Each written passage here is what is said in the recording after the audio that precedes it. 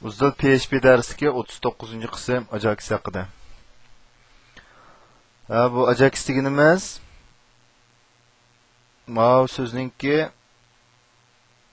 qisqartirilmasi bo'lib, ya'ni bu mau masqadamsiz JavaScript va XML degan so'zningki qisqartirilmasi hisoblanadi.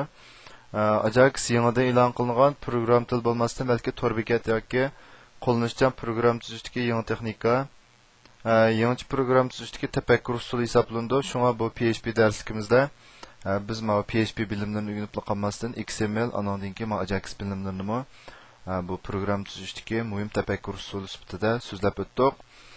U JavaScriptning tor ko'rgich bilan tor mulozimlar o'tirishga uchur yo'llash va qabul qilish aloyiligidan foydalanib xizmat qildi.